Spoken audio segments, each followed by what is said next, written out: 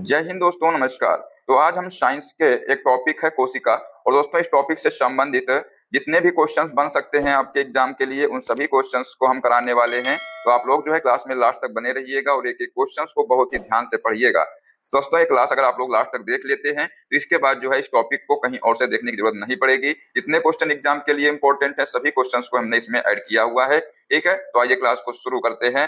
दोस्तों, जो भी बच्चे सीरियस होकर एग्जाम की तैयारी कर रहे हैं सिर्फ वही बच्चे जो है हमारे साथ जुड़े, और बाकी दोस्तों फालतू के बच्चे जो है इस क्लास में ना जुड़े। ठीक है, तो आइए देखते हैं। पहला क्वेश्चन साथियों पूछा गया है कि निम्नलिखित में से कौन सबसे छोटा जीव है। तो यहाँ पर दोस्तों सबसे छोटा जीव पूछा गया है।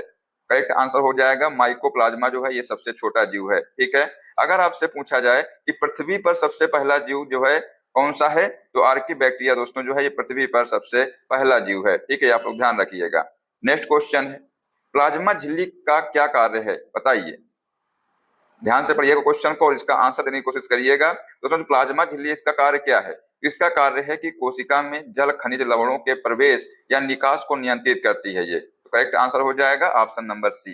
दोस्तों, जो एनिमल सेल है यानी जो जंतु कोशिका का जो बाहरी आवरण है ये प्लाज्मा मेम्ब्रेन का ही बना होता है, मतलब प्लाज्मा झिल्ली का ही बना होता है। ठीक है, नेक्स्ट क्वेश्चन है, कवकों में संचित भोज्य पदार्थ प्रायः होता है, कौन सा है बताइए। मंड है, लिपिड है, प्रोटीन है या ग्लाइकोजिन या तेल है।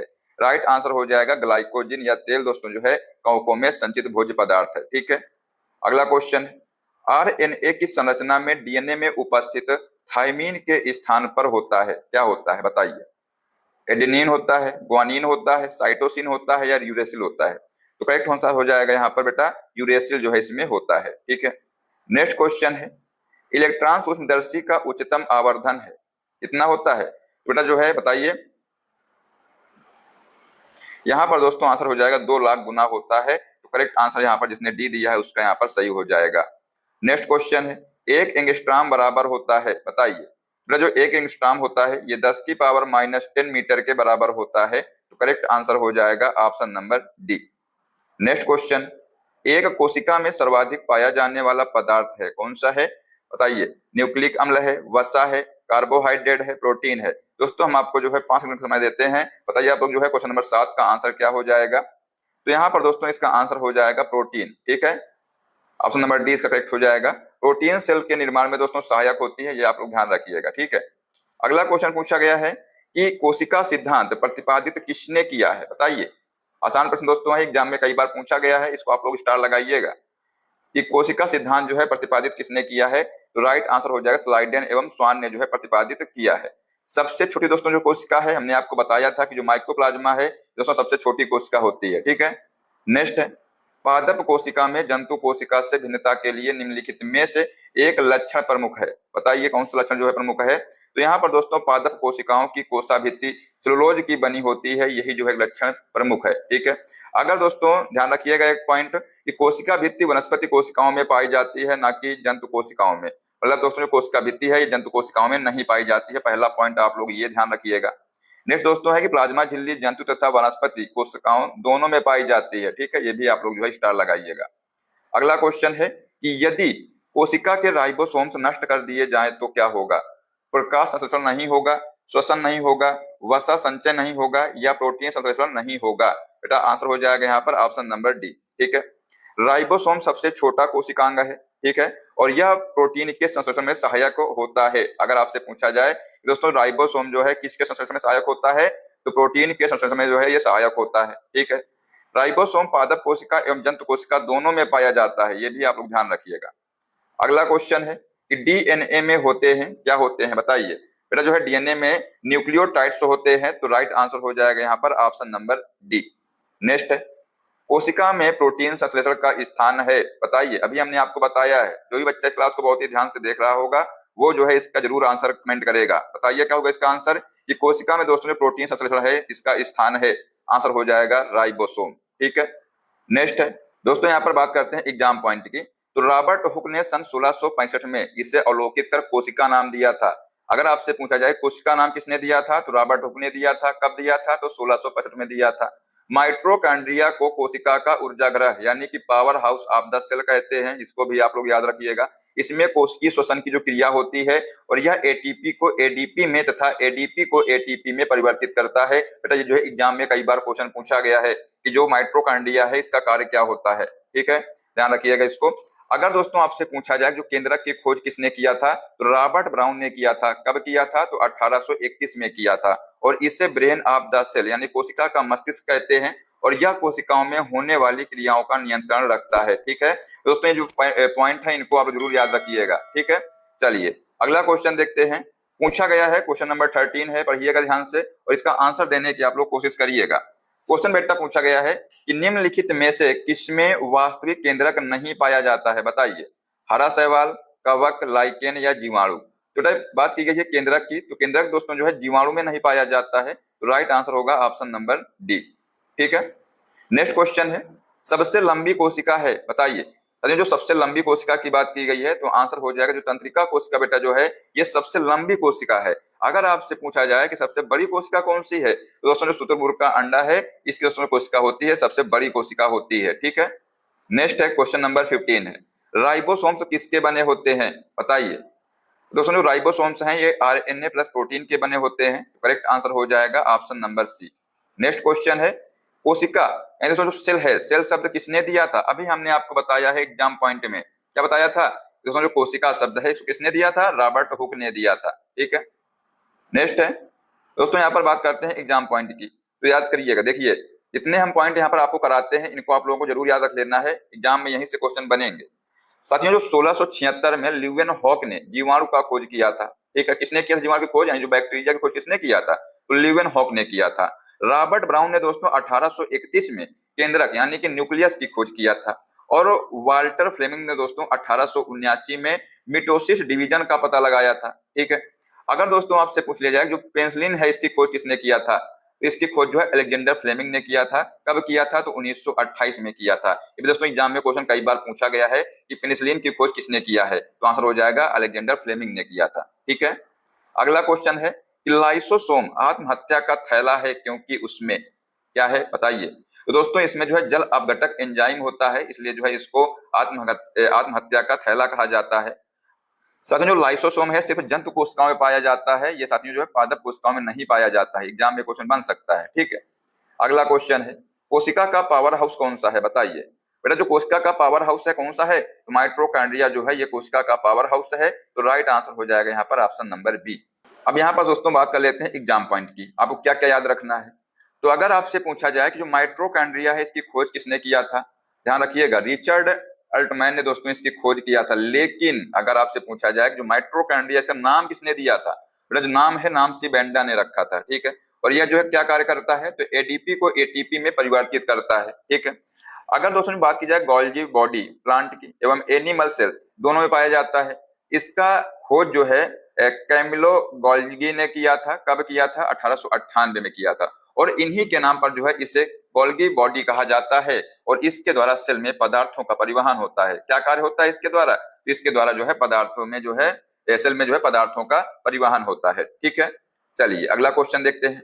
पूछा गया है ईस्ट है, ईस्ट दोस्तों जो है किस प्रकार की कोशिका है, ये आपसे यहाँ पर पूछा गया है। तो ये साथियों यूकैरियोटिक है। ठीक है, तो राइट आंसर हो जाएगा option number B. Next question है, सभी कवक सदैव होते हैं, बताइए। स्वपोषी होते हैं, विविध पोषी होते हैं, परजीवी होते हैं या मृतोपजीवी होते हैं। बेटा जो सभी कवक हैं ये जो है सदैव मृतोपजीवी होते हैं, तो राइट आंसर हो जाएगा option number D.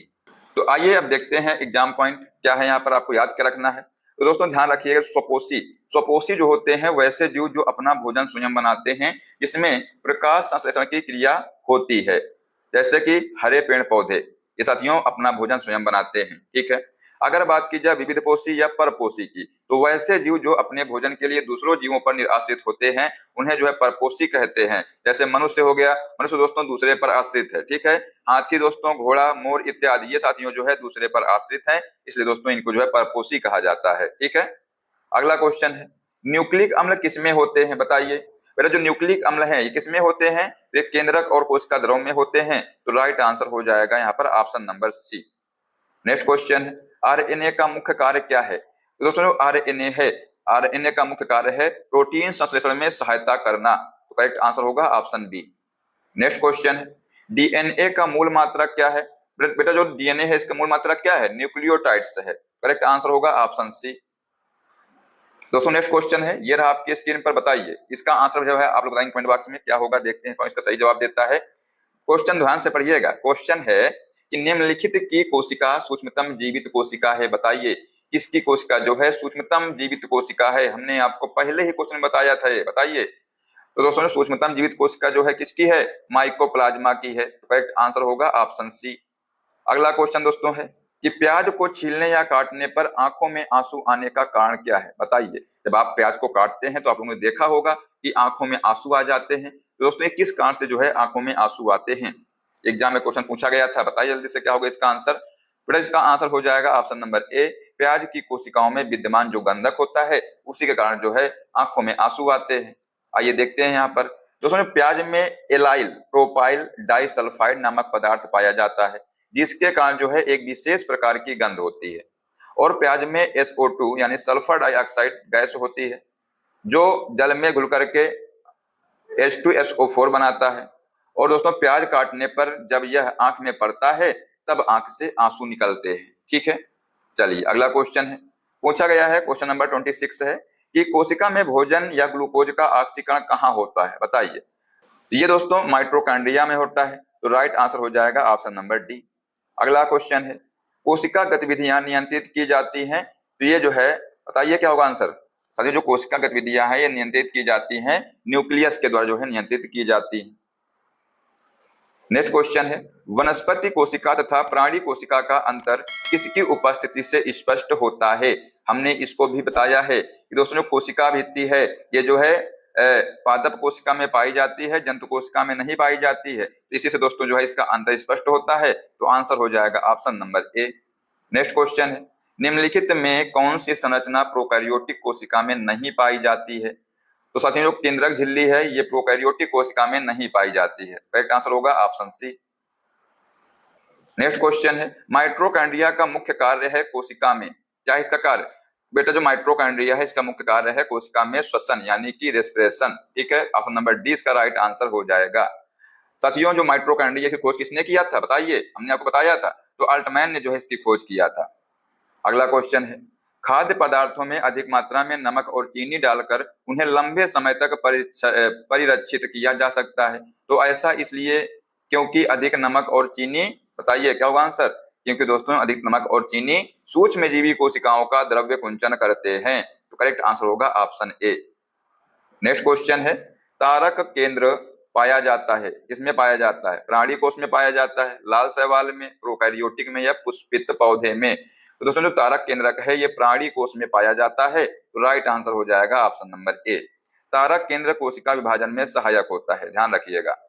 Next question है, प्रकाश संश्लेषी वर्णक हरित लवक के झिल्ली में उपस्थित होते हैं, बताइए। करेक्ट आंसर हो जाएगा थाइलाकाइड के। ठीक है, नेक्स्ट क्वेश्चन है, राइबोसोम केंद्र है, किसका केंद्र है बेटा, ये जो है प्रोटीन संश्लेषण का केंद्र है। ठीक है, आंसर हो जाएगा ऑप्शन नंबर ए। अगला क्वेश्चन देखते हैं, बताइए क्या होगा इसका आंसर, ध्यान से पढ़िएगा। साथियों क्वेश्चन यहाँ पर पूछा गया है कि कोशिका के बारे में निम्नलिखित में से कौन सा एक कथन सही नहीं है, बताइए। पढ़िए ध्यान से। कोशिकाओं के आकार और आमाप विशिष्ट कार्य से संबंधित होते हैं, कुछ कोशिकाओं के बदलते आकार होते हैं, प्रत्येक कोशिका में निष्पादन की अपनी क्षमता होती है, सभी देह ऊतकों में एक ही प्रकार की कोशिकाएं विद्यमान है, बताइए क्या होगा इसका आंसर। पूछा गया है कि कोशिका के बारे में कौन सा एक कथन सही नहीं है, बेटा आंसर हो जाएगा कुछ कोशिकाओं के बदलते आकार होते हैं। करेक्ट आंसर हो जाएगा यहाँ पर ऑप्शन नंबर बी। अगला क्वेश्चन है, जैव कोशिका का कौन सा भाग पावर हाउस कहलाता है, बताइए। बेटा जो जैव कोशिका है इसका जो है माइटोकॉन्ड्रिया जो है पावर हाउस कहलाता है, हमने आपको बताया था। राइट आंसर हो जाएगा ऑप्शन सी। अगला क्वेश्चन है, जंतु कोशिका में निम्नलिखित में से क्या अनुपस्थित होता है, बताइए। तो दोस्तों जो जंतु कोशिका होती है इसमें सेलुलोज की जो कोशिका भित्ति है ये अनुपस्थित होती है। अगर दोस्तों आपसे पूछ लिया जाए जो कोशिका भित्ति है पौधों की ये किसकी बनी होती है, तो आंसर लगाइएगा सेलुलोज की बनी होती है। ठीक है, अगला क्वेश्चन है, गोल्गी काय उत्पन्न हुए, बताइए। ये दोस्तों अंतःद्रव्यी रेटिकुलम से। करेक्ट आंसर हो जाएगा ऑप्शन नंबर डी। तो जो गोल्गी बॉडी से जंतु कोशिका में लाइसोसोम का निर्माण होता है, ये आप लोग जो है स्टार लगाइएगा इसमें। ठीक है, अगला क्वेश्चन है कि निम्नलिखित में से वे एकमात्र पादप कोशिकाएं कौन सी हैं जो बिना न्यूक्ली या न्यूक्लाइड होती हैं? बताइए कौन सी हैं? मूल रोम, सहचर कोशिकाएं, वाहिनी कोशिकाएं या एथा कोशिकाएं? करेक्ट आंसर हो जाएगा वाहिनी कोशिकाएं। ठीक है, नेक्स्ट क्वेश्चन है, संरचनाओं के कौन से युग्म प्रायः पादप और जंतु दोनों कोशिकाओं में पाए जाते हैं? राइट आंसर हो जाएगा अंतर्द्रव्य जालिका और कोशिका कला। ये दोस्तों पादप और जंतु दोनों कोशिकाओं में पाए जाते हैं। दोस्तों कोशिका भित्ति है तथा क्लोरोप्लास्ट है, सिर्फ पादप कोशिका में पाया जाता है, ये भी आप लोग ध्यान रखिएगा। ठीक है, अगला क्वेश्चन है कि निम्न में से किस शैवाल का प्रयोग अंतरिक्ष अनुसंधान में किया जाता है? तो यहाँ पर समझो जो क्लोरेला है इसका जो है प्रयोग अंतरिक्ष अनुसंधान में किया जाता है। करेक्ट आंसर हो जाएगा ऑप्शन बी। अगला क्वेश्चन है, पके हुए टमाटरों का लाल रंग किसकी उपस्थिति के कारण होता है? बताइए। तो करेक्ट आंसर हो जाएगा कैरोटीनाइड की उपस्थिति के कारण होता है, इसको जो है लाइकोपीन भी कहते हैं। तो करेक्ट आंसर हो जाएगा यहाँ पर ऑप्शन नंबर बी। अगर दोस्तों आपसे पूछा जाए कि जो विटामिन है इसकी खोज किसने किया था? बताइए। तो 1912 में दोस्तों फंक ने जो है इसकी खोज किया था। ठीक है, नेक्स्ट है 1831 में एक कोशिका में केंद्रक की खोज किसने की थी? तो साथियों रॉबर्ट ब्राउन ने जो है केंद्रक की खोज की थी। ठीक है, करेक्ट आंसर होगा ऑप्शन नंबर ए। प्राकृतिक चयन सिद्धांत किसने दिया था? तो चार्ल्स डार्विन ने दिया था।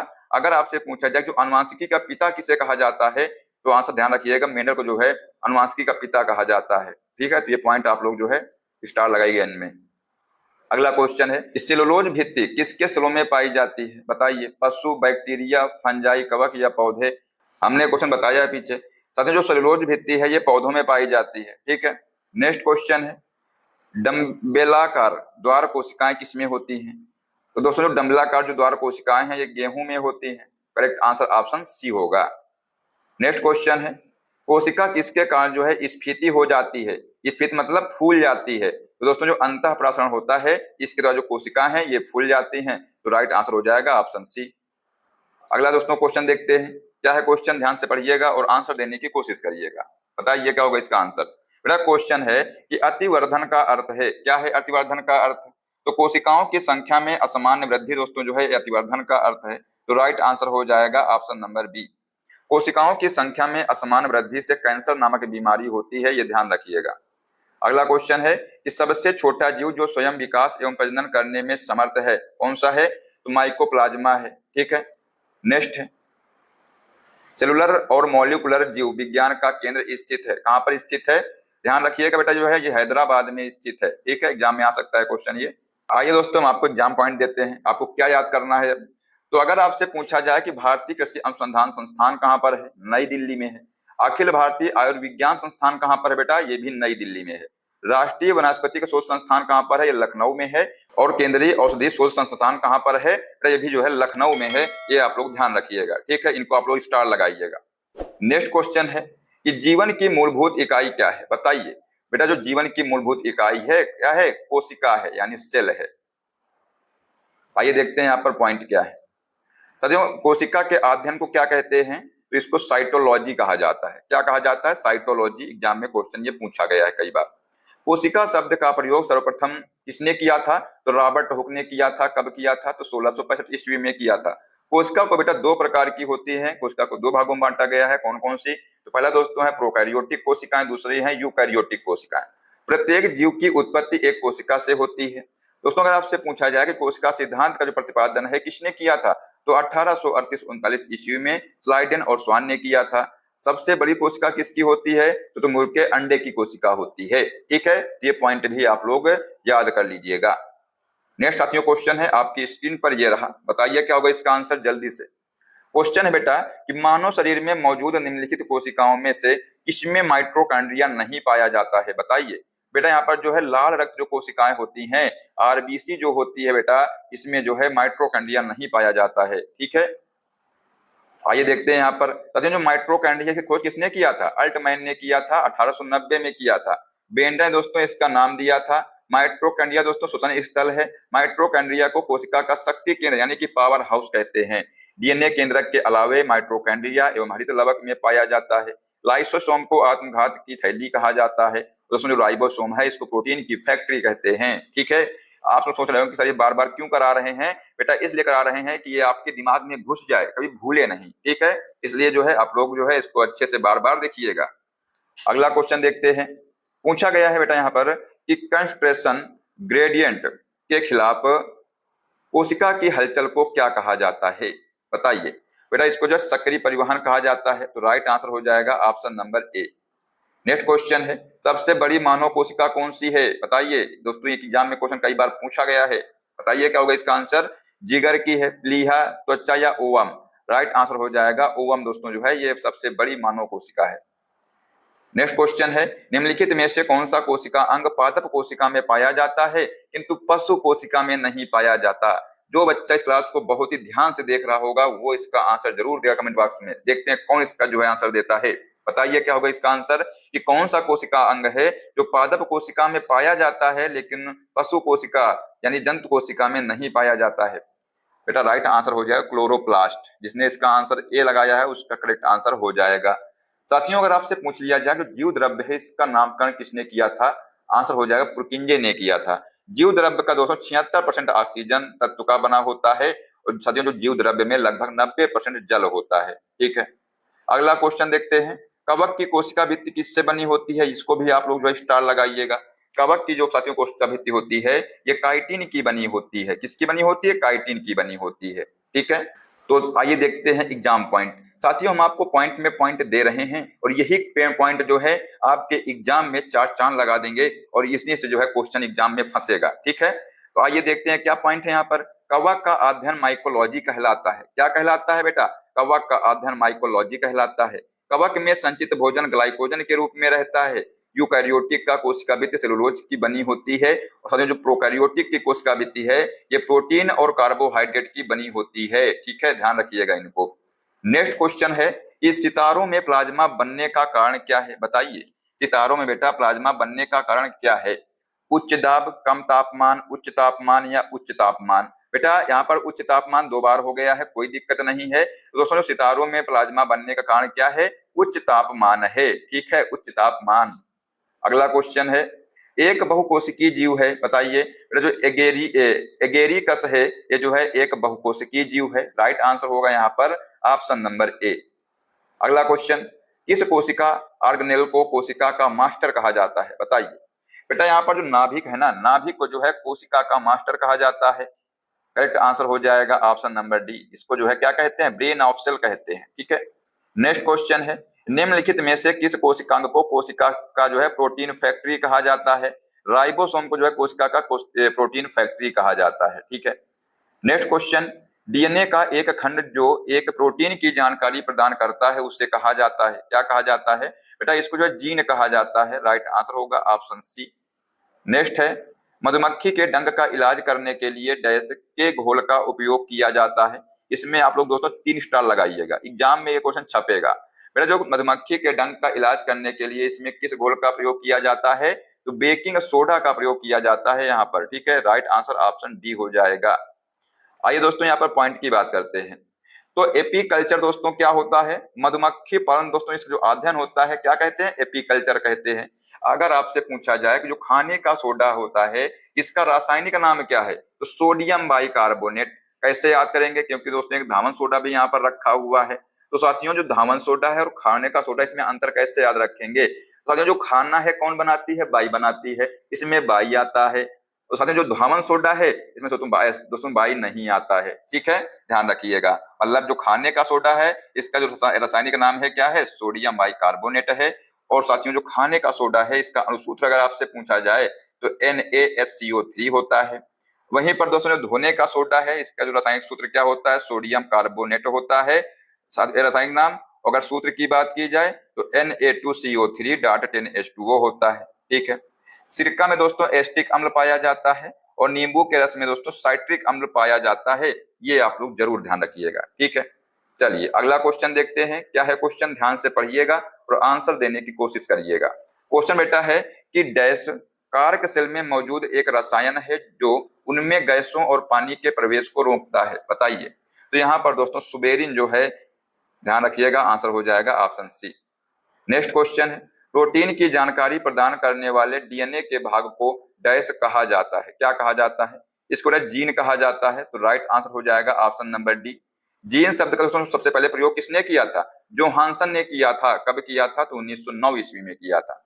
अगला क्वेश्चन है प्रोटीन संश्लेषण में क्षार इवेंट से एक डैश का निर्माण होता है, किसका निर्माण होता है? तो mRNA का निर्माण होता है। ठीक है, नेक्स्ट है पॉइंट दोस्तों यहाँ पर देखते हैं। दोस्तों जो आरएनए है इसका पूरा नाम अगर आपसे पूछा जाए तो क्या होता है?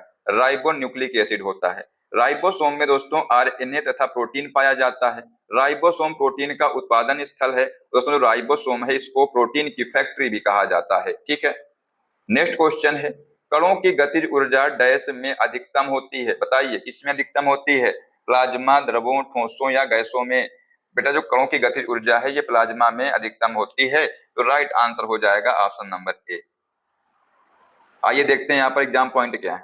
यह उच्च तापमान पर पाए जाने वाली अवस्था है, क्या? प्लाज्मा। ठीक है, किसी गैस की गतिज ऊर्जा तापमान का समानुपाती होती है, मतलब अगर तापमान बढ़ेगा तो गतिज ऊर्जा बढ़ेगी, तापमान घटेगा तो गतिज ऊर्जा कम होगी।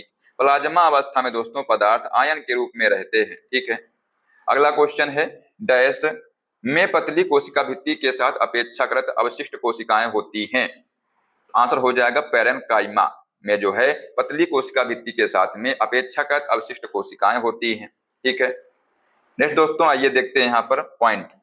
पैरेन्काइमा ऊतक की सेल दोस्तों जीवित, गोलाकार, अंडाकार, बहुभुजी या अनियमित आकार की होती हैं। इसको आप लोग जो है स्टार लगाइएगा, एग्जाम में पूछा गया क्वेश्चन है ये। इस ऊतक की जो कोशिका में सघन कोषाद्रव्य एवं एक केंद्रक पाया जाता है। और दोस्तों पैरेन्काइमा ऊतक है ये नए पत्ते, जड़ एवं पत्तियों के एपिडर्मिस और कार्टेक्स में पाया जाता है। कहां पर पाया जाता है? तो नए पत्ते, जड़ एवं पत्तियों, एपिडर्मिस और कार्टेक्स में जो है ये पाया जाता है। अगर दोस्तों बात करें कोलेनकाइमा ऊतक की, ये विशेषकर तने के एपिडर्मिस के नीचे पर्णवृंत यानी पुष्पवृंत और पुष्पावली वृंत में पाया जाता है, और ये ऊतक जड़ों में नहीं पाया जाता है, ध्यान रखिएगा ये चीज। ठीक है, साथियों जो स्क्लेरेन्काइमा ऊतक है इसकी सेल मृत, लंबी, संकरी तथा दोनों सिरों पर नुकीली होती हैं। ठीक है, ये आप लोग जरूर ध्यान रख लीजिएगा, चाहे तो इसको वीडियो को रोक करके इसको पढ़िएगा। ठीक है, अगला क्वेश्चन है कि पादप कोशिका भित्ति किससे बनी होती है? बेटा ये जो है सेलुलोज और पेक्टिन की बनी होती है। राइट आंसर ऑप्शन डी हो जाएगा। नेक्स्ट क्वेश्चन है अस्थि कोशिकाएं एक हार्ड मैट्रिक्स में अंतः स्थापित होती हैं, जो बना होता है कैसे बना होता है बताइए? बेटा ये जो है कैल्शियम और फास्फोरस से बना होता है। करेक्ट आंसर हो जाएगा ऑप्शन नंबर बी। ठीक है, नेक्स्ट है सूत्री विभाजन के बीच किस अवस्था में गुणसूत्र विपरीत ध्रुवों की ओर गति करते हैं? तो राइट आंसर हो जाएगा एनाफेज। ठीक है, बात करते हैं दोस्तों यहाँ पर एग्जाम पॉइंट की, देखिएगा पॉइंट। साथियों जो प्रोफेज है, प्रोफेज कोशिका में विभाजन की शुरुआत इसी अवस्था से होता है। क्रोमैटिन जाल दोस्तों छोटे एवं मोटे होकर गुणसूत्र बनाता है।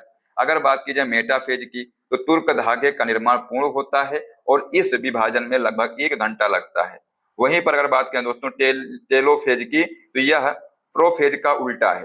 केंद्रक एवं केंद्रिका स्पष्ट हो जाता है, क्रोमोसोम पतले हो जाते हैं इसमें। ठीक है, और साथियों अगर बात की जाए स्पेंडल जो फाइबर है ये नष्ट हो जाता है इसमें। ठीक है, एवं एक मदर सेल से 2 डॉटर सेल का निर्माण होता है। ठीक है, अगला क्वेश्चन दोस्तों है कि निम्नलिखित में से सूत्र विभाजन की सबसे लंबी स्टेज कौन सी है बताइए? सबसे लंबी स्टेज दोस्तों आपसे पूछा गया है यहाँ पर कौन सी है? तो राइट आंसर हो जाएगा प्रोफेज जो है दोस्तों सबसे लंबी स्टेज है, ऑप्शन नंबर ए। अगर दोस्तों आपसे पूछा जाए कि समसूत्री विभाजन की सबसे छोटी अवस्था कौन सी है, तो एनाफेज जो है सबसे छोटी अवस्था है। समसूत्री विभाजन के फलस्वरूप जीवों में वृद्धि तथा विकास होता है। ठीक है, नेक्स्ट है मियोसिस के किस स्टेज पर गुणसूत्रों की संख्या आधी हो जाती है?